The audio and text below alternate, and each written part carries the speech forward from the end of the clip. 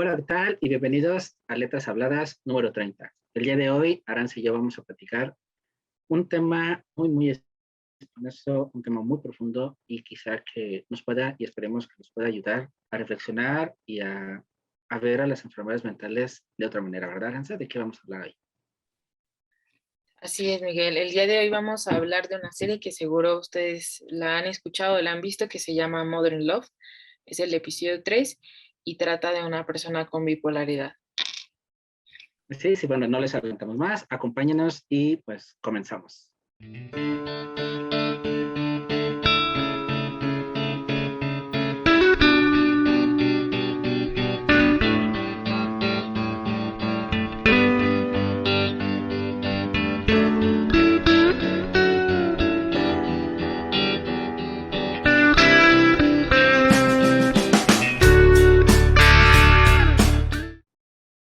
Hola, Aranza, ¿qué tal? ¿Cómo estás? ¿Qué tal? ¿Cómo te ha ido? Hola, Miguel. Muy bien. ¿Y tú cómo estás? Bien, feliz y contento porque creo que el tema, aunque ya hemos hablado un poquito sobre estas situaciones emocionales en otros episodios, creo que manejarlo desde esta perspectiva en cuanto a los tabúes, en cuanto a los mitos que hay y en cómo enfrentar una situación de salud mental es interesante, ¿no? Creo que una manera diferente de ver las cosas y que esperemos que pueda ayudar de alguna manera. Sí, creo que, o sea, en general hemos hablado de un poco de la tristeza, de la importancia de experimentar las emociones, pero creo que en este ámbito de las enfermedades mentales, siempre va a haber un espectro que no se va a analizar, ¿no? Que son las enfermedades quizá un poco más complejas, las enfermedades que todavía se callan y que siguen siendo un tabú. Entonces, nos pareció también importante, ¿no? Analizar desde esos lugares no explorados.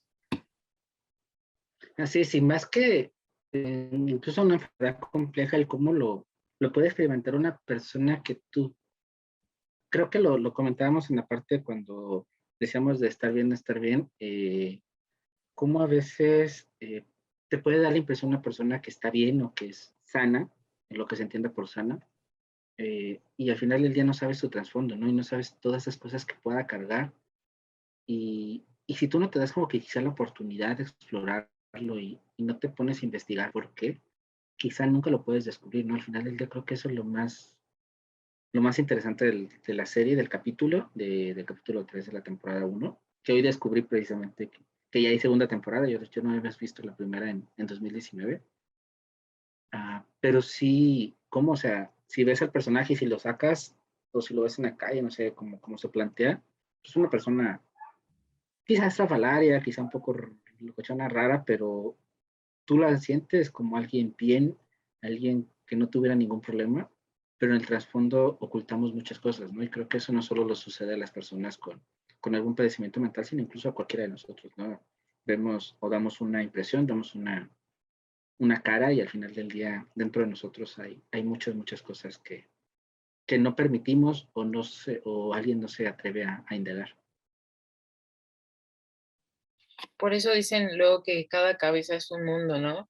Y por eso también se dice mucho que, pues en realidad todos somos enfermos en potencia, ¿no? O sea, no es que cada persona no tenga que lidiar con ciertas cosas, es decir, todos tenemos que lidiar con ciertas cosas del pasado, con ciertas cosas que nos marcaron. Obviamente, pues ahí también entran cosas más graves, ¿no? O sea, personas que tienen que lidiar con sucesos o experiencias o enfermedades graves, ¿no? Pero al final creo que todos siempre estamos tratando de luchar contra algo, ¿no? Tratando de solucionar algo, pero es parte de, y por eso es tan importante hablar de eso, ¿no? Porque pareciera que muchas veces, ¿no? Y también como a raíz de redes sociales, que ya casi hay cosas que se externan y hay cosas que no se externan y como lo dije, ¿no? O sea, como que hay cosas que de repente se nos olvidan, ¿no? Matices que se nos olvidan dentro de todo este espectro de la salud mental. Entonces, por eso creemos que pues también es importante indagar en estas cosas. Hay algo que antes de que nos platiques un poquito sobre de qué va un poquito allá esposos modos la trama, que yo le comentaba a Ari cuando antes de empezar a grabar, hay una escena, bueno, va a ser un poco spoileable a lo mejor, pero al final ella hace la alegoría, el personaje principal, de cómo Por ejemplo, en Hollywood siempre muestras como que tu mejor cara, siempre te vendes con lo mejor, con lo más bonito, cuando quizá dentro, pues obviamente, si tú ves a algún actor, a alguna actriz, y obviamente pues, lo ves en un personaje, lo ves en un matiz, incluso a estas personas que son súper populares en redes sociales, que manejan un personaje y llegan a, ellos mismos lo han aceptado, o sea, yo soy tal personaje o tal situación, pero en la vida real soy fulanito de tal o fulanita de tal y no me comporto como este personaje, ¿no? Creo que uno de los más burdos que se me vienen es Yuya, creo, Yuya, Yuya, ¿no? Que con la voz, que creo que decía que no era su voz real, sino que era otra voz, era algo que ella fingía para venderse en Internet, para proyectarse en Internet. Y cómo esta dualidad a mí me llevó a pensar en cómo creamos personajes en redes sociales, cómo creamos en estos perfiles que, valga la redundancia, nosotros hacemos y qué es lo que proyectamos, porque al final del día lo analizábamos en el episodio pasado, como, por ejemplo, Instagram, cómo nosotros en Instagram compartimos lo más bonito, lo que queremos, si tuvimos un día de perros, pero al final no sé, vimos un atardecer, pues vamos a poner el atardecer y, oh, mi día fue perfecto y maravilloso porque tengo este sol y me lumbre y no sé qué, cuando al final del día quizá hay otras cosas que tú escondes. Y eso me lleva a pensar, antes de andar quizá en la bipolaridad del personaje y que nos platiques un poquito en la trama, esta conducta que estamos teniendo muchos, ¿no? Que se está teniendo, como esta creación, esta maquetación de alter egos donde no son como un reflejo de nosotros. O no sé tú cómo lo veas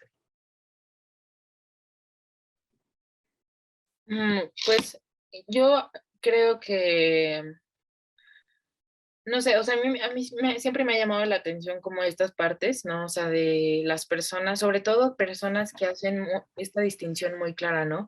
Entre yo soy un personaje, y así se llama, ¿no? O sea, mi personaje de redes sociales, mi personaje que es cantante, mi personaje que es artista y yo, ¿no? O sea, siempre me ha llamado como mucho la atención esto.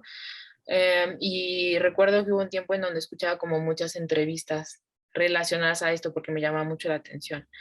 Y aunque creo que se puede salir de control en algunas ocasiones, creo que sí es beneficioso en muchos sentidos también, ¿no? Por ejemplo, recuerdo a un cantante que seguro ustedes ubican que se llama Sabino y él, su personaje, o sea, es Sabino, que es el cantante, que es el artista, que es el que hace podcast, pero él también hace la distinción y dice, cuando estoy con mis amigos, cuando estoy con mi familia, cuando estoy en mi casa, soy Pablo. Y entonces se me hacía como muy curioso esta parte porque decía, cuando yo salgo al escenario, dice, o sea, si yo salía al escenario, Pablo no puede salir porque Pablo es muy tímido. Me dijo, pero entonces me meto en mi personaje de Sabino y sé que Sabino sí puede hacerlo. Entonces hay veces en que apelo a que Sabino lo haga. Y eso me llamaba mucho la atención, ¿no? También Isabel Allende hablaba mucho de esto, ¿no? Y decía que ella sabía que como escritora tenía que partir su personalidad en dos, ¿no? Y la personalidad que era constante, la personalidad, o sea, obviamente no había esta partición real, por así decirlo, ¿no? Pero el pensar esto le ayudaba a ella a ser constante o a esforzarse y a salir de su zona de confort haciendo algo que normalmente no haría o diciendo algo que normalmente haría o escribiendo un libro que normalmente no haría, ¿no? Entonces se me hace como muy interesante estas dos partes y creo que en algunas cosas puede ser beneficiosa, solo, o sea, por ejemplo, específicamente en el ámbito creativo. Pero si a algunas personas les sirve también como para hacer esta separación de su vida personal y también lo que está allá afuera, creo que es muy bueno, pero también sería bueno que quizás lo externaran, ¿no? Que dijeran, ¿saben qué? A mí me ayuda en esto y yo hago esta partición así porque hay cosas que no quiero compartir aquí porque son de mi vida, que son privadas y que me gusta experimentarlas en el momento, pero estas otras cosas sí me gusta compartirlas. Entonces creo que, bueno, no sé, en mi caso creo que yo le veo a más como el lado bueno, como el lado creativo, claro, cuando no cae en un exceso, ¿no? Sobre todo de que una parte es la parte que pintas, que te sirve como fachada, ¿no? Que te sirve incluso para engañarte a ti mismo. Ahí sí creo que caeríamos un poco en un ámbito un poco raro. Pero creo que cuando se sabe utilizar muy bien y cuando te ayuda a ser como más eficiente en distintas cosas, creo que puede ayudar. No sé qué piensas tú. Yo no sé en esa parte que tanto se corre uno el riesgo de la autenticidad. Y otra, no sé por qué ahorita que estabas hablando de esto de fachada y esto se me vino súper a la mente el personaje, bueno, la película del Joker, ¿no? Cómo precisamente él hace este personaje, ¿no? Cuando se pinta y todo esto es lo que le da valor son estas dos dualidades, ¿no? Que obviamente Phoenix, el personaje no pintado, que no es Joker, no se atrevería a hacerlo hasta que se pinta, hasta que se maquilla, hasta que hace esa transformación. Pero yo no sé, yo al menos no lo veo tan auténtico. O sea, a lo mejor el compartir sí, obviamente no vas a compartir todo, no sé, en el trabajo, en la escuela, en un lugar, no puedes compartir toda tu vida o parte de tu vida porque tienes que respetar ciertos grados de privacidad o de intimidad, pero tu forma de ser, creo que como el proyectarlo en redes sociales de una manera y proyectarlo a lo mejor en tu vida real de otra manera o en tu vida offline de otra manera, no sé qué tanto se pierde esta autenticidad y corramos precisamente el riesgo de no poder separarlo en un momento. Y de esto, bueno, no sé, el otro día veía una reflexión que hizo, no me sé la cuenta de Instagram totalmente, pero Jessica es una influencer feminista y bueno, a lo mejor tú me vas a corregir un poquito más quién es, pero hablaba cómo ella dejó de usar filtros en Instagram porque descubrió que aunque le gustaba cómo se veía y aunque le gustaba el resultado que daba, lo compartió en un reel o en una historia, algo así, dijo al final del día, después yo cuando lo veía, me desilusionaba a mí mismo de que lo que veía ya no era yo. Entonces perdí como que ese interés porque perdía como que esta parte de mí. Y aunque me gustaba y me encantaba lo que yo veía en la pantalla y estaba contenta con el resultado, al fin del tiempo me sentía mal porque no era yo realmente. Y entonces dice, desde ahí en una fecha para que ella dice, con los reels que subo, las historias que hago, lo que sea, ya no le pongo filtros porque quiero ser realmente como soy. Y se me hizo tan interesante, no sé, me dio un clic muy bonito porque creo que es esta parte de tratar de ser lo más auténtico posible para reflejar algo que en este sentido, bueno, ella es proyectar pues seguridad, confianza y todas estas cosas que da. Y creo que embana muy bien con el ideal y con su perfil. Pero bueno, no sé tú cómo veas. Ay, y si quieres de ahí ya damos el salto a que nos platicas un poquito de la trama de la serie. Sí. Pues sí, creo que como tú dices, o sea, al final en redes sociales hablamos y lo hemos platicado, ¿no? Aquí en todos los episodios, todo se puede salir de control. Entonces, yo, por ejemplo, pienso en esta parte como, no sé si, por ejemplo, una persona tiene su Instagram personal y se crea un Instagram para hacer otra cosa, yo estaría de acuerdo en el sentido de que no sé si hay como una especie de juego con un alter ego, por así decirlo, en el sentido de que esa persona quiere autoexplorarse en un sentido creativo. Y a lo mejor en su Instagram personal dice, ay, no, porque está mi familia ahí, me ve y a lo mejor no me siento tan cómodo, o a lo mejor aún no estoy preparada para eso. Quiero empezar de este lado, quiero hacerlo así como anónimo y después pasarme, ¿no? Pero creo que al final siempre ahí tiene que haber esta autenticidad, como tú dices, ¿no? Porque si no, de ninguna manera funciona. O sea, incluso si ahí si no hay autenticidad, entonces ya estaríamos hablando de fachadas, ¿no? De que te creas un personaje que no eres para que funcione. Entonces, cuando estás tú solo, incluso, es muy fácil que te pierdas también tú como a ti mismo, ¿no? Y que ya no le veas mucho sentido. Entonces, sí creo que en esta parte, incluso te creas un personaje o no, por lo menos tiene que ser un personaje que sea una faceta tuya, que a lo mejor no la has explorado mucho, pero que sí es real. O sea, que no es inventada, que no es algo fantasioso, que no es algo que te sacaste de la manga, sino que es una parte de ti que a lo mejor no expones tanto, pero que te gusta sacarla, ¿no? Entonces, sí, creo que así podría funcionar, ¿no? Siempre y cuando haya esta parte de la autenticidad. Y, bueno, si quieres, pues entonces a explicar un poquito Sí, del... porque si no nos vamos a ir por otro lado. Y bueno, antes de nada más, antes de que se me olvide, creo que vamos a dar vista en la clave y creo que de ahí podemos partir hacia muchas cosas, es esto de las facetas. Porque creo que sí es una súper distinción en cuanto a personaje o en cuanto a fachado, en cuanto a alter ego incluso, es una gran distinción a una faceta, porque obviamente tú tienes tu faceta extrovertida a lo mejor cuando pones a bailar o tu faceta extrovertida cuando tomas, cuando cantas, cuando grabas un podcast, pero no dejas de ser tú. Y creo que esta clave de facetas creo que puede llevarse muy bien con lo que quiere lograr el personaje y con lo que vas a platicar tú de la serie, ¿no? Creo que Exacto. entender las facetas de las personas Ujú. y el aceptar esas facetas es lo que da clic con con la trama. Bueno, ahora sí ya te dejo a ti continuar con la línea. Vale. Bueno, pues hablábamos de que vamos a analizar el tercer capítulo de una serie que está en Prime, en Amazon Prime, que se llama Modern Love. De hecho, Modern Love fue inicialmente una columna del New York Times y después fue podcast y ahora, bueno, tiempo después lo convirtieron en una serie de televisión y de hecho el podcast sigue sacando episodios, me parece que cada semana. Entonces, este capítulo es el tercer episodio de la temporada 1 y se llama Acéptame como soy, quien quiera que sea.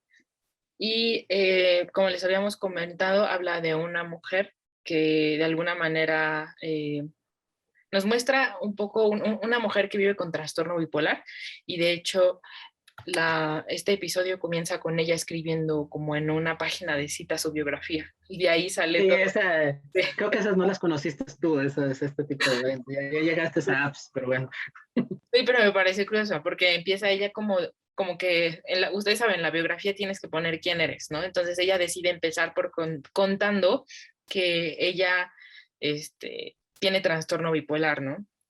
Y a partir de ahí va contando su vida antes de que ella pudiera pues tener la medicación correcta, porque dan a entender un poco al final del episodio que estaba medicada, pero que no era la medicación adecuada, no era la dosis adecuada más bien, ¿no? Entonces... Creo que aquí es no tanto la medicación correcta, sino el aceptarlo Uh-huh. públicamente, porque creo que este es el gran switch que logra o sea, Ajá. en la descripción, en el abstract de ella, dices, así soy bipolar y qué, y si te gusta, pues órale, si estás leyendo y te gusta, órale, éntrale. O sea, creo que ese es el gran cambio que da como que el antes y el después de la serie. Bueno, el supuesto antes y después que hace ahí, ¿no? No Ajá. tanto la medicación, es el haber dado ese salto de, como los alcohólicos, como cualquiera decir, soy alcohólico y punto, y enfrentar lo que tienes y aceptarlo tú mismo, porque cuando estás enfermo a lo mejor y es una enfermedad, cual sea que sea,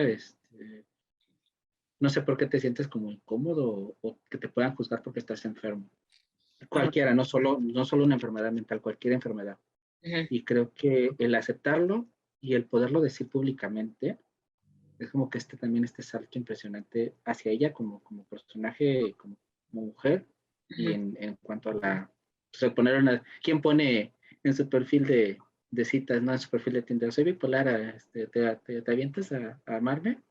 Pues no cualquiera. Sí, no, evidentemente tiene que ver una parte, o sea, de hecho el capítulo en sí es de aceptación, ¿no? Pero de aceptación con ella y como después con los demás.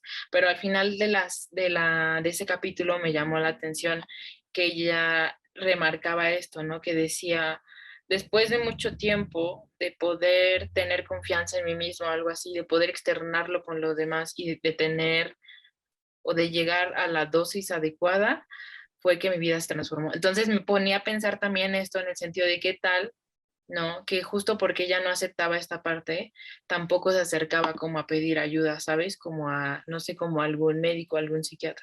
Y esto creo que puede pasar, ¿no? Sería también como interesante ahorita hablar de eso. Pero sí, básicamente trata eso el episodio, ¿no? O sea, es ella así inicia el capítulo. Lo que te da a entender es que el capítulo, ella cuando está escribiendo su página, bueno, su biografía de citas, es después, cuando ella ya está medicada, cuando ella ya ha aceptado que tiene esta enfermedad, ¿no? Cuando ya tiene ya más personas que la apoyan a su alrededor y se permite también tener esa ayuda. Pero el capítulo te va mostrando el antes, ¿no? O sea, como antes faltaba el trabajo, ¿no? Porque tenía estos picos de que estaba en un cuadro depresivo, luego cuando estaba en un cuadro de manía, y entonces, cómo le costaba mantenerse estable en su trabajo, pero también en sus relaciones. Y se me hace como muy interesante este capítulo porque ella va contando que pues nunca se había permitido, ¿no? Contarle a alguien más por lo que ella estaba pasando. Y creo que eh, hay una parte en donde dice, es increíble el poder que tienen los amigos en tu vida o algo así. Entonces también sería importante, bueno, sería interesante, ¿no? Abordarlo también desde ahí, ¿no? Desde tus relaciones. Ahorita antes de que se me vaya, y va a sonar medio extraño, pero Bueno, si Modern Love era columna y luego podcast y luego serie, a lo mejor después, Letras Habladas no empezó como columna, pero emanó de Filosofía en la Red, ahora es podcast. Esperemos que después Prime o Netflix ahí nos hable para explayarnos ahí y al rato nos vean ahí, no sé, con dibujos animados quizá, pero haciendo algo como la de Magnan, ¿no? Algo así. Prestamos nuestras voces. Así que si nos está escuchando algún productor, pues ya saben, ¿eh? Adelante, estamos abiertos. Eh, Sí, creo que lo que comentas de la medicación es clave porque precisamente obviamente no estaba tratada, o sea, me imagino que, o a lo que dan a entender es que simplemente como que se la llevaba ahí y ella aceptaba que, incluso ella aceptaba, no reconocía que como que producía el 50% del año estaba inactiva y el 50% del año estaba activa y por ejemplo lo comparaba con la escuela, ¿no? Que pudo terminar su escuela porque aunque faltó, el otro 50% lo compensaba con esta manía de estudiar de bibliotecas y sacaba buenas notas. O sea, creo que ahí lo único rescatable es que era súper productiva, ¿no? El tiempo que se dedicaba a hacerlo era súper eficiente, pero creo que en este sentido aceptó como que esta inercia de tengo estos bajones, mi trabajo pues me gusta explorar, ella lo dice, no me gusta explorar nuevos lugares, o sea, voy, vengo y la voy sorteando, pero precisamente el aceptar o el decir, como lo comentábamos creo que cuando vimos el capítulo de Howard, ¿no? El de Will Smith, ay, ¿cómo se llama? Una belleza inesperada, ¿no? El aceptar que tienes un problema, eso es lo difícil, o sea, al final del día cuando hay una escena, cuando ya la despiden y está con su amiga y se atreve a decirle, así a bote pronto, soy bipolar, ella expresa, ¿no? Que sintió como perdió una losa, cómo descansó el contárselo a alguien. El contárselo a alguien ahí, como lo que tú mencionas de las relaciones a alguien externo, porque sabes que a lo mejor, pues su intuyes que su familia pues la aceptaba, la entendía, la comprendía, o ahí me la toreaba, pero nunca va a ser lo mismo la aceptación o el cariño que te puede dar tu familia y que sabes que de una otra manera estás, pues lo tienes garantizado, entre comillas, porque también puede haber momentos que personas que se alejen, el que te acepte a alguien que no es nada tuyo, que no tiene un vínculo contigo y que diga, ok, no te voy a soltar, no te voy a dejar, voy a estar contigo, creo que eso es lo más importante ahí, ¿no? O sea, cómo encontrar en esta amiga descansar y sentirse segura, le permite explorar otras cosas y le permite ir al doctor probablemente, le permite tener terapia, le permite, creo que también el no autoflagelarse, porque al final del día también se lastima, o sea, es como que es esta impotencia que sentía, ¿no? Tiene una escena en el baño cuando invitó a un chico a que fuera a su casa para cenar, que había preparado toda su casa, que le había limpiado y todo, y estaba súper emocionada. Y cuando de repente siente este bajón, es esta impotencia de quiero, pero no puedo. Y este grito ahogado de o sea, no me puede entender porque no sabe y cómo se lo voy a decir y este miedo de que la puedan juzgar. Porque pasa en esta situación en una enfermedad mental que, no sé, que alguien llegue y te diga, o tú pensar que tengas depresión y decirle a tu mejor amigo algo, oye, tengo depresión o tengo trastorno bipolar o soy maniático o algo, quizá tú puedes sentir tú que te van a juzgar. Incluso tú mismo te juzgas, tú mismo te castigas. Y eso pasa con una enfermedad mental, pero también pasa con enfermedades graves, no sé. Pues a veces llega a suceder con personas de cáncer. Por ejemplo, pasa ahorita que estamos en octubre todavía, con las mujeres con el cáncer de mama, es un trauma muy difícil que una mujer se atreva a decirlo porque se sabe o se siente que va a ser juzgada por la sociedad. Oye, si me voy a someter a una mastectomía y todo lo que implica, es como te cargas, tengo una enfermedad y te sientes tú culpable por eso.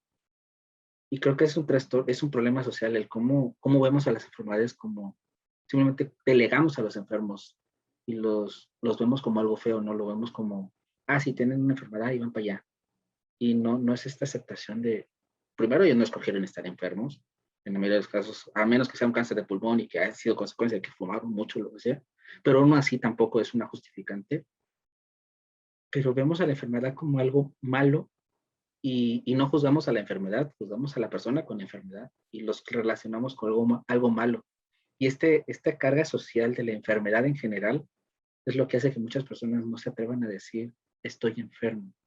o me siento mal también con Howard, lo veíamos en la de Belleza Inesperada, ¿no? Con uno de los personajes que estaba en fase terminal y que no se atrevía a decirle a su familia que estaba enfermo y que ya estaba por colgar los tenis.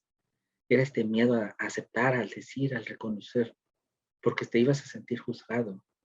Y creo que no sé si eso es algún problema que viene desde lo religioso, en donde la enfermedad es un castigo divino y todas estas ondas, pero viene esta carga, ¿no? Emotiva de cómo vemos a la enfermedad como algo malo en la persona. Pero no sé tú ahí cómo lo ves, Ari. Me parecieron muy interesantes varios puntos que dijiste, a ver si me alcanzo a acordar como de todos. Pero primero como esta parte de que decías que al final necesitamos apoyo, pues, porque una parte es tener apoyo de tu familia, que sabes que, pues, en la mayoría de los casos, ¿no? Te van o sea, me refiero en general a todos, En nuestras, teoría, en teoría, la gente, o sea, nuestras familias no nos juzgan, o sea, es decir, nos van a amar como a pesar de todo, ¿no? De nuestras acciones, de que estemos enfermos, lo que sea, ¿no? Y pues ellos conocen como las facetas más vulnerables de nosotros. Entonces, la comodidad que sentimos con ellos es distinta a la que podemos sentir con un amigo, no a las que podemos sentir con un terapeuta. Entonces, me pareció como muy interesante esto porque creo que um, todas nuestras relaciones nos ofrecen un espacio de contención, ¿no?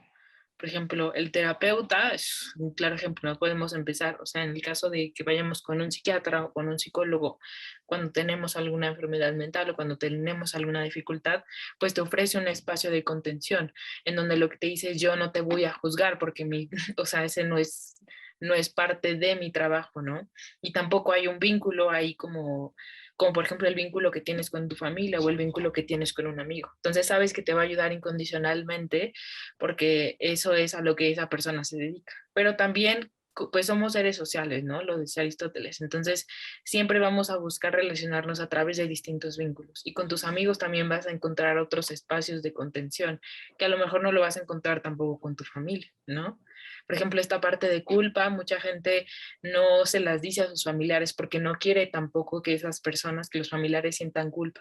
Entonces, normalmente es más común desahogarlo con un amigo, ¿no? Y también en la parte de la familia vas a encontrar otro espacio de contención distinto al de tus amigos. Pero creo que sí, o sea, al final, en cualquier dificultad, en este caso en las enfermedades mentales, siempre es importante abrirnos a tener estos espacios de contención.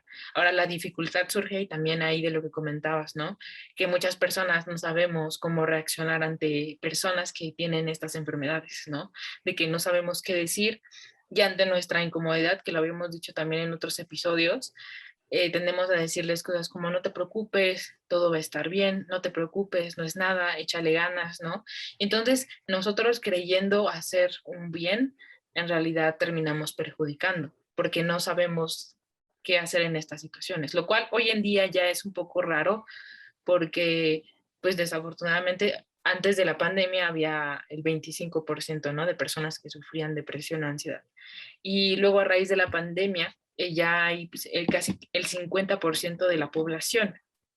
Pero nosotros sabemos que en la familia hay personas que han tenido depresión, hay personas que han tenido ansiedad, no sé, personas bipolares, personas con esquizofrenia. Entonces, es raro que nosotros a estas alturas no sepamos cómo hablar con la otra persona. O a veces creo yo que ni siquiera es que tú sepas, ¿no? Cómo tratarlas, pero creo que algo que sí puedes saber es decir, oye, ¿cómo te sientes cómodo? ¿Qué no te gustaría que yo te dijera? Es decir, podemos preguntar cosas, pero creo que muchas veces nos gana esta parte de incomodidad, que es entendible, pero creo que es importante como trascenderlo, ¿no?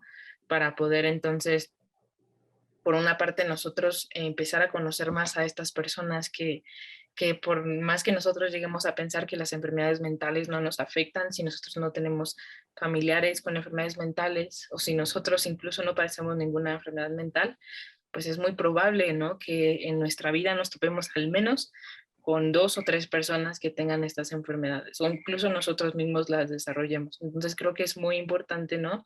Que empecemos a abrir un poco ese panorama.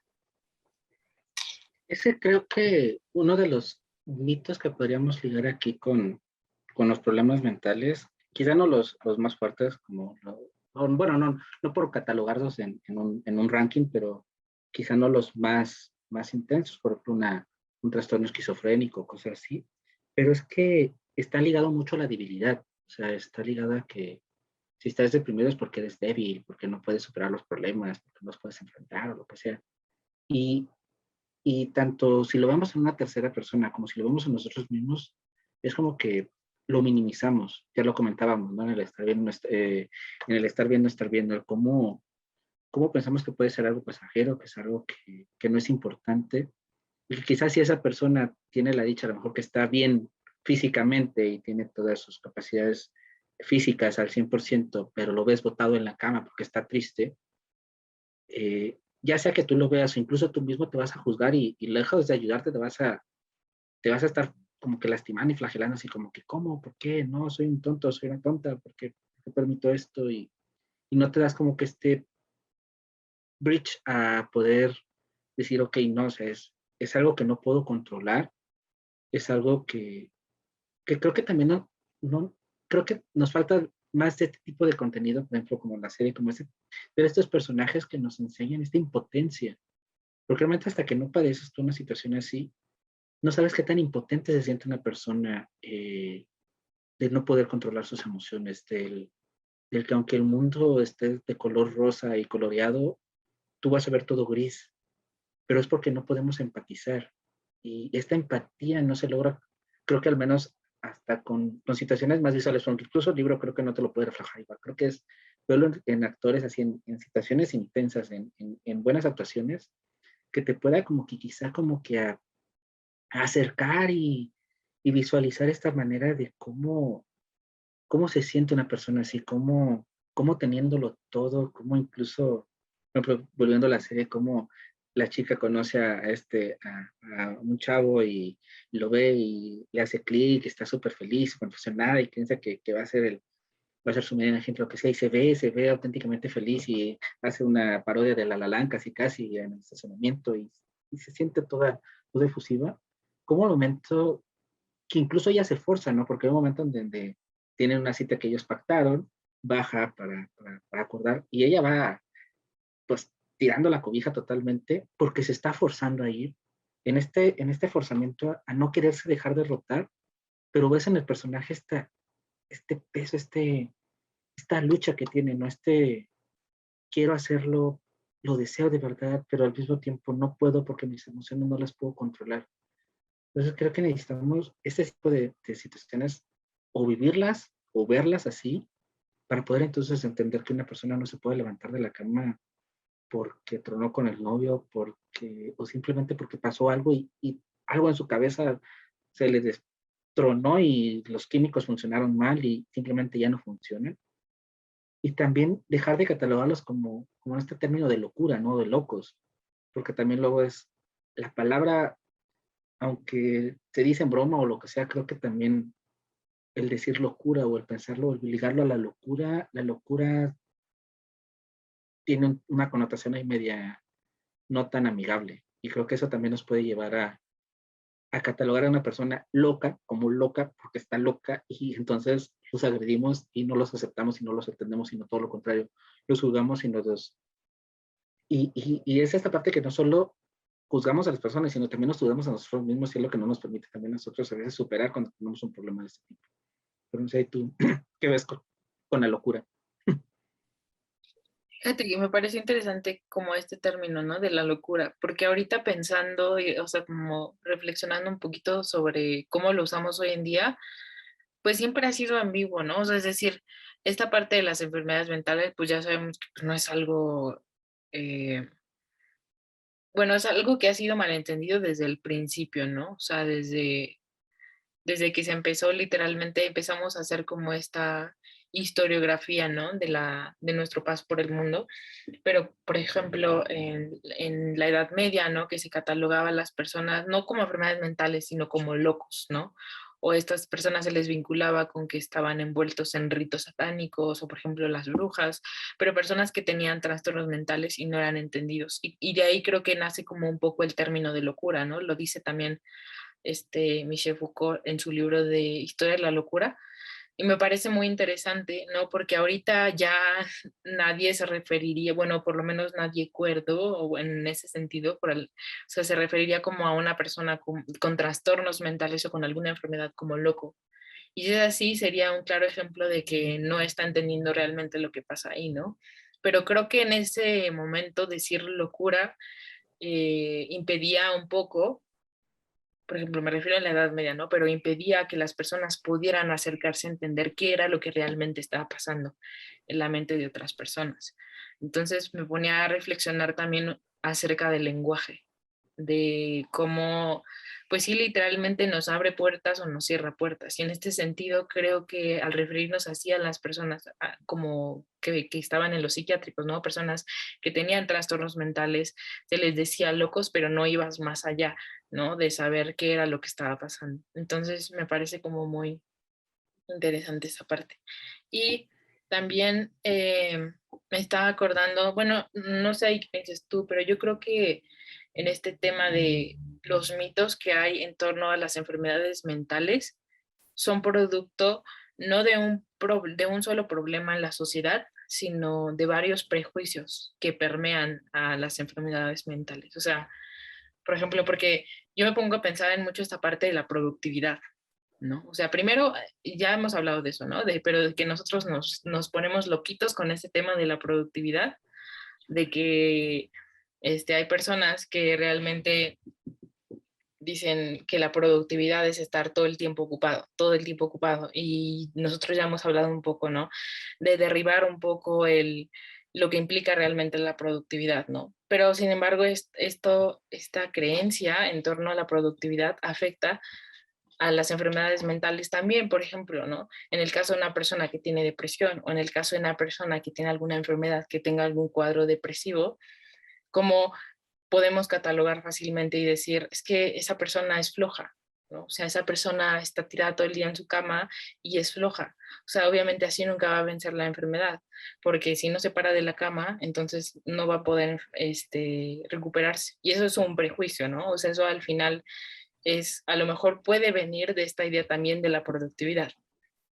Pero también me pongo a pensar un poco en esas ideas que vienen no sé, de los famosos micromachismos, ¿no? Del machismo, de decir las enfermedades mentales, por ejemplo, los hombres no pueden llorar o los hombres no pueden expresar sus emociones.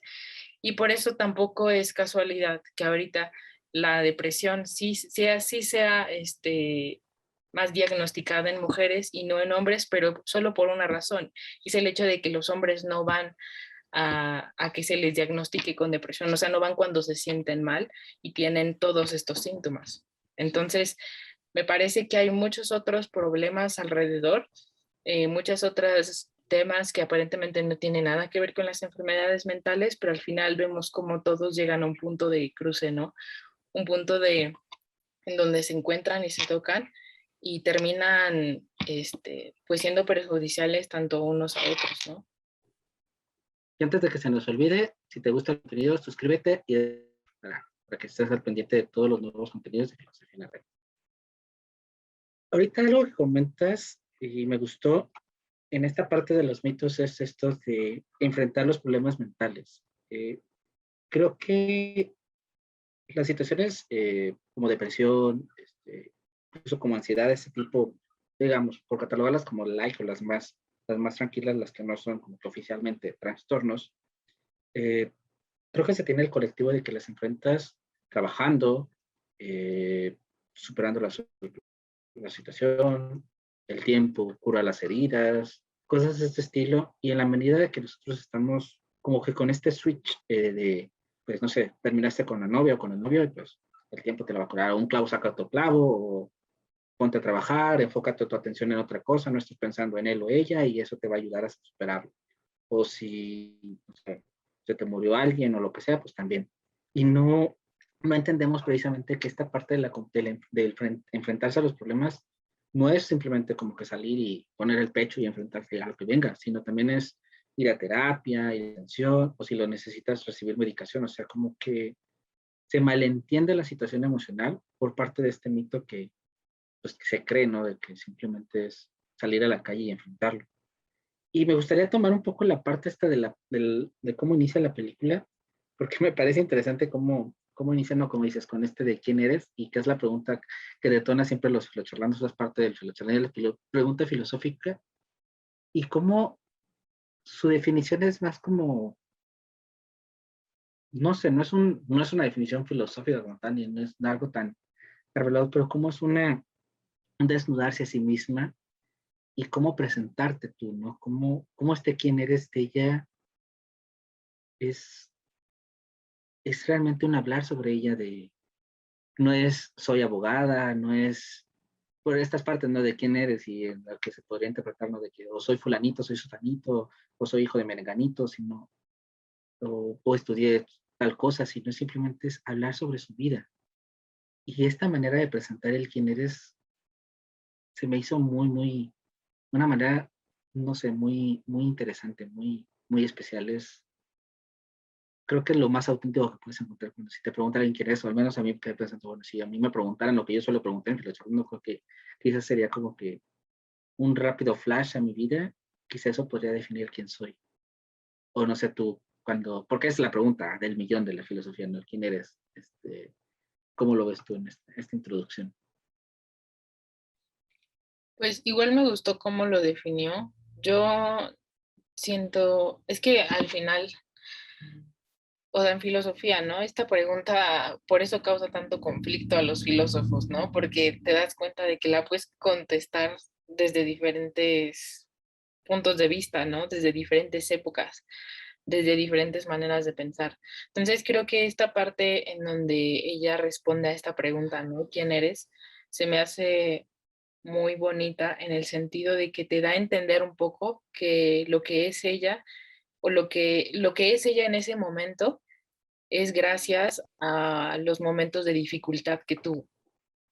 Y eso, pues no mucha gente habla, ¿no? Es decir, mucha gente lo tiene en mente cuando se lo preguntan, pero no mucha gente lo dice, porque no muchas personas están pues abiertas a ser vulnerables. Pues al final, digamos, es completamente lógico, ¿no? Completamente congruente, porque pues nadie le gusta como que vean su parte vulnerable, ¿no? Su parte en donde queda más expuesta. Entonces creo que así como se presentó ella, se me hizo muy bonito, ¿no? O sea, como que le da un giro también como muy emotivo a la película, ¿no? Y es como parte del capítulo, ¿no? De no por nada inició el capítulo con ella escribiendo quién era ella. Y no por eso también termina con esa parte, ¿no? Como esa especie de un inicio y un cierre. Entonces vemos que este episodio también es como muy circular, ¿no? Que en el Inter está su vida, que es en donde ella cuenta por qué es ella en ese momento. Entonces me pareció muy, muy bonita esa parte también. Sí, lo que dices es como, todo el mundo dice, no, soy los accidentes que me han llegado a hacer ahorita, todo lo que me ha pasado me ha llevado a ser lo que soy, pero nada, simplemente nos quedamos en eso, ¿no? Ay, sí, todo lo que me pasó, pues ya me he hecho yo, pero ella lo revela y lo dice, y, y esa creo que es donde entra la parte como que matábamos, ¿no? La aceptación y el que dice, soy así, esto me define, no puedo quitarme la bipolaridad, es parte de mi vida, y si quieres, aquí estoy con estas cartas, ¿no? Entonces creo que el dar ese salto de aceptación es quizá es lo más importante de la trama, ¿no? Para mí al menos es el poder decidir, el poder decir públicamente, tengo esto, lo estoy enfrentando, lo enfrento, tengo mis picos, mis bajas, lo que sea, pero esto soy. Entonces, sin duda aceptarse creo que es la clave y es lo más difícil al mismo tiempo, ¿no? Porque no todos podemos aceptar al menos, o quizá lo podamos aceptar entre los amigos, entre el círculo cercano, quizá, probablemente, pero que ya casi te pones la etiqueta de tengo esto y que todo el mundo lo vea, híjole, no es sencillo, y menos un trastorno mental. Y bueno, hablando de esto, ya para ir cerrando, ¿cómo, además, bueno, yo ya dije esta de la situación, ¿tú qué te quedarías con la trama y bueno, en general con esta forma de cómo abordar los problemas mentales? Pues